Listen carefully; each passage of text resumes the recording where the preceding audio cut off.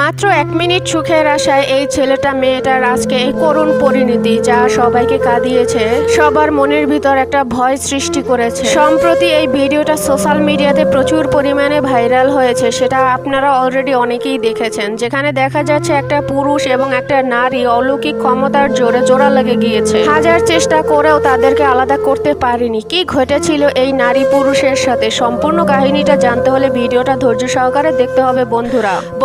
ঘটনাটা ঘটে ইন্দোনেশিয়াতে। বন্ধুরা, এখানে দুইজন মানুষকে দেখা যায়, একটা ছেলে এবং একটা মেয়ে। তারা একটা গাড়ির মধ্যে একসাথে ওইসব সম্পর্কে লিপ্ত হয়। আপনারা তো বুঝতেই পারতেছেন, কমিউনিটি গাইডলাইনের কারণে পুরোপুরি ভাঙিয়ে বলা যাচ্ছে না, আপনারা বুঝে নিয়েন।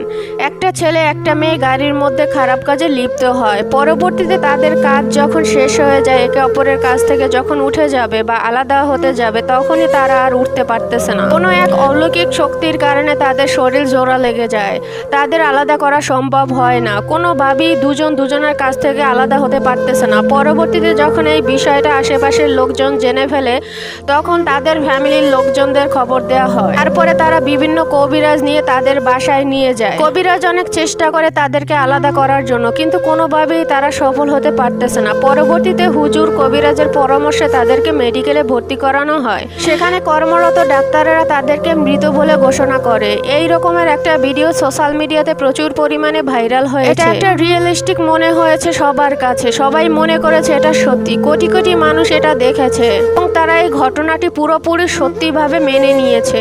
এটা যারা রিয়েলিস্টিক ভাবতেছেন, তারা আগে শুনুন ঘটনাটা কি। এই ঘটনাটা পুরোটাই ছিল সাজানো। এরা মানুষদেরকে বোঝানোর জন্য ইসলামিক কন্টেন্ট তৈরি করে, কিন্তু মানুষ বুঝে নিয়েছে এটা রিয়েলিস্টিক। কারণ ইন্দোনেশিয়াতে হচ্ছে শতভাগ মুসলিম। এরা মানুষদেরকে শেখানোর জন্য, বোঝানোর জন্য এরকমের বহুত কন্টেন্ট তারা তৈরি করে।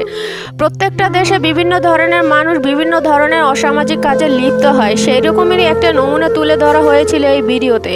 কিন্তু মানুষ এই ভিডিওটা এতটা পরিমাণে দেখেছে এবং তারা সবাই বিশ্বাস করেছে, কারণ এই ভিডিওটা এতটাই রিয়েল ভাবে করা হয়েছে যে বোঝার কোনো উপায় নাই যে এটা হচ্ছে একটা নাটক। আমার স্ক্রিনের উপর একটা পেজের স্ক্রিনশট দেওয়া হয়েছে, দেখবেন এই পেজের ভিতরে এই ধরনের কন্টেন্ট দেওয়া হয় এবং মূল কন্টেন্ট এখান থেকেই ভাইরাল হয়েছিল। আপনারা এটা দেখে বুঝতে পারবেন এটা কি রিয়েল নাকি সাজানো নাটক ছিল। এরকমের যদি সত্যি আল্লাহ তাআলা অলৌকিকভাবে আমাদের বাংলাদেশের উপর কিছু একটা করতো, তাহলে অনেক ভালো হতো। কারণ আমাদের বাংলাদেশের মানুষ সবাই এখন অসামাজিক কাজে লিপ্ত হয়ে গেছে।